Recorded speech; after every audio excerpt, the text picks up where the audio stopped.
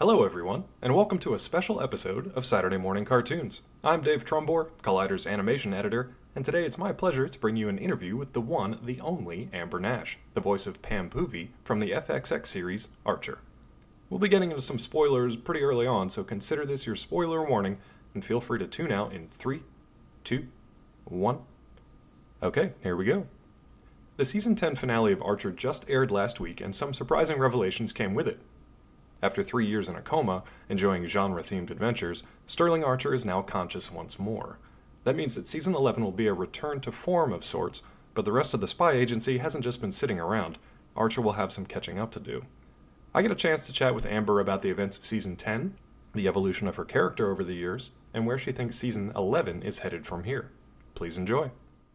First of all, also, I want to say thank you for representing Atlanta. It's rare that I actually get to talk to somebody here. I live in Decatur, so I'm based out of Atlanta. It's rare I actually get to talk to somebody here, so that's nice. I know, and it's such a great city, and I feel like people don't even realize it, especially people that haven't been here before. Yeah, we got to bring more people here. More jobs, more everything here. That's right. Did you get a chance to go out to Comic-Con recently for Archer again this year? I did. Yeah, we went out to San Diego for the big Comic-Con a couple weeks ago, and it was insanity as usual, but always a really fun time. How many years does that make for you guys with the Archer team? Actually, I realized this year that this is my 8th Comic-Con. Those guys went. Season 2 is the first time that Archer went, but I wasn't. I don't think I went season 2. I think it was just like Aisha and John, because they were like, we don't know if this is a thing people are into or not. Right. So they sent a small group. Yeah. How's it been for you then over the years getting to see not only your character kind of like transform and become increasingly insane and crazy in all the best possible ways, but to see the fans respond to that too? How's that been? It's been insane. Like, it's so crazy and wonderful because I really do love my character. And I'm biased, of course, but I do think she's the best character on the show. And it's been fun to watch her kind of come into her own. I think in the beginning she was very much just like the secondary character that they just kind of pulled her in when they needed her. And now she's a fully formed person, for lack of a better term. And she has all different kinds of skills. And, she's become kind of like a body positive, sex positive, like animated icon, which is so fun and crazy. I tell people all the time that I'm like proud of Pam, which is so weird to say, but it's really been amazing to watch her grow and to watch the fans' reactions to her. And like people are always like, "Oh, my girlfriend's just like Pam," or like "Pam is my spirit animal," and like so many people have tattoos of Pam, and it's just really been wonderful. I'm so happy that she's such a great character, and I'm so lucky that I get to be the voice of that character. Absolutely. One thing I love about Pam is that all the other characters, for the most part, have kind of like, they're all very well written and they're kind of lived in after all these years. Pam gets to she feels a little freer. It's almost like you can turn her into an alien rock monster for this season, and it's kind of just like, yeah, that makes sense. Yeah, it's like she really can almost fit into any mold, which is crazy. But yeah, I agree with you. She's definitely a little bit more. She's not as static. She can, right. Because like even Krieger was like Crackers was the bird last season, but like Lana's always Lana because she needs to be, and Archer's always Archer. So it is really fun to be one of those. That's one of the great things about not being one of the main characters is that you have the freedom your characters get to do the fun stuff. Definitely. You had a recent interview with Newsweek that was great. It talked about the evolution of your character. I think it's probably safe to say that this version of it is the most insane that we've seen so far, but what's your take on this particular iteration of Pam? Yeah, I think that every season they are the same terrible people and the biggest assholes to each other that they always are. One of the things that's really fun about it. And then Pam being the rock monster has just been like, they told me when they were creating her that she was going to be the size of a dump truck compared to everybody else. And she was pretty big last season too. She was like really muscular and stacked last season. Yeah. So I was super excited to see what she looks like. And the funny thing is Chad Hurd, who is one of the artists on the show at Floyd County, and he just tweeted a couple days ago one of the first iterations of what they were trying to make Pam look like, and they went back and forth with the network, and we're trying to get approval of what they exactly wanted the Pam rock monster to be, and it's so funny looking because it's like kind of dopey looking. At least this is one of the newer or the early ones, and it was really funny to see how dopey they started, and now when the finishing Pam is like so strong and crazy, but she's got the same heart, which I think is great, because then you can click right back into that character immediately, and you're like, oh yeah, I know this person. She might look a little bit different, but I know who she is, and I know how she's going to react to stuff. Yeah, exactly. It was sort of like the first time you see her on screen, you're just kind of like, who and what is going on? And then as soon as your voice comes through, you just snap right back into that, and you're just like, oh, it's Pam! And it was like a super cool moment. Yeah.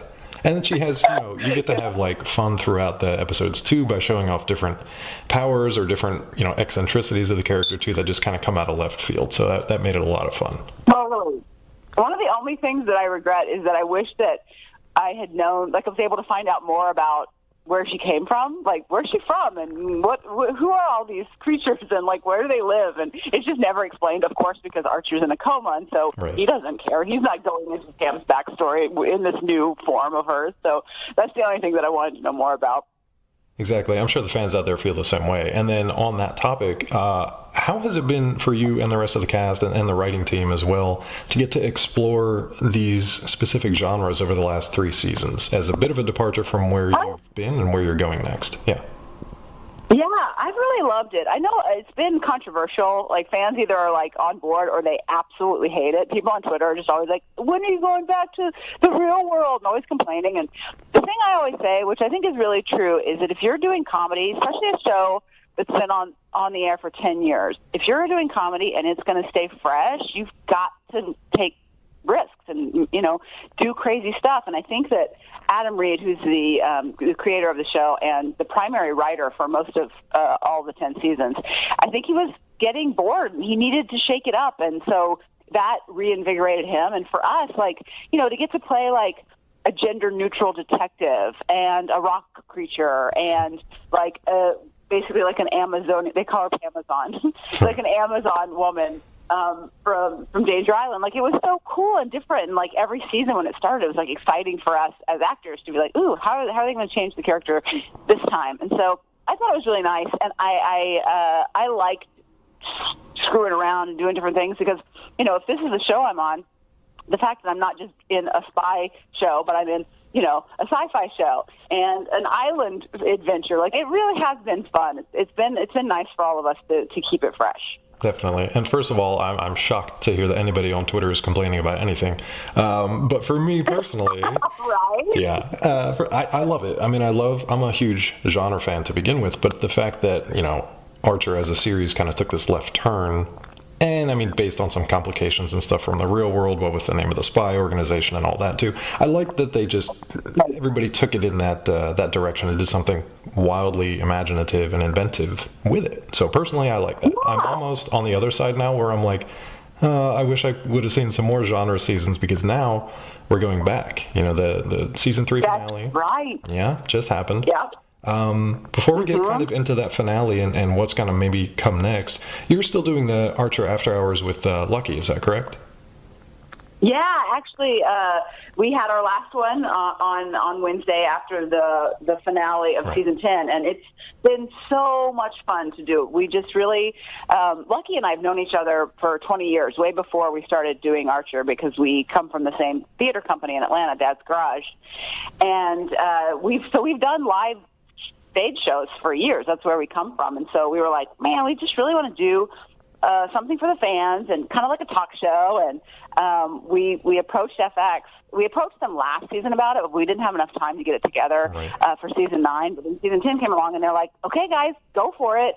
And they put it on Facebook Live. And it's been so much fun. Like, doing a live show was really fun, and a bunch of people from Dad's come down and are our audience, and it's just been really, really cool. And it's a different thing. People aren't used to seeing Lucky and I do that watch Archer, because they don't live in Atlanta and get to see us on stage all the time. Right. But it's fun to kind of get to show people the other stuff that we do. Yeah, exactly. And you guys, well, I don't know about Lucky, but I know you have a background in improv as well. I didn't know if Lucky did or not. Yeah. Yeah, Lucky does as well. Cool. So I'm curious how much of that, now you guys have been together doing this for years now, how much of Archer comes directly from the script, whether it's Adam Reed or whoever else is writing the episode? How much of that comes directly from the page, and how much of it is being able to improv or play a little bit in the recording booth? I think that they like to work with us because we're improvisers. Right. Lucky and I worked with the guys that make the show on the previous show they did, Frisky Dingo, and other improvisers from our theater also. And so I think that they like to work with improvisers, but I will say that most of the show is scripted. The scripts are just so tight and have gone through notes and rewrites and other versions, and there's just not a lot of room for it, but they do enjoy kind of screwing around a little bit. So we'll always read the lines as they're written a few times, and then Casey, who's our director and a producer on the show, will be like, oh, well, let's try it this way, or if the timing's not feeling right, or if it doesn't necessarily sound like something that would come out of Pam's mouth, or it's not working as I'm saying it or delivering it, then we'll kind of screw around. Or if, like, one of us is inspired by something and make a joke in the booth, we'll record a version with the joke. So there is some of that, but it's not a whole lot because it's just not needed. Definitely. Yeah, I was wondering, this was a lead into my next question, just a very indulgent question for me. Were there any other pasta-themed spaghetti vacation puns that you guys came up with that didn't make the cut? No, but those were really one of my fun. I really like dumb, like, dad jokes. I really enjoy them. So I really liked those too, but those were all of them. We tapped out on those. That was so good. And I, of course, was super nerdy trying to look up synonyms for different types of vacations and pasta. I couldn't come up with it, but I'm also not an improv artist. So before I run out of time with you, I definitely want to touch base on the finale. Obviously, big changes. So Archer is now out of his coma. I don't think the rest of the team knows that yet, because we're left with just a really nice scene between Archer and Mallory. That was actually really nice, almost fourth wall breaking levels of like heartbreak there.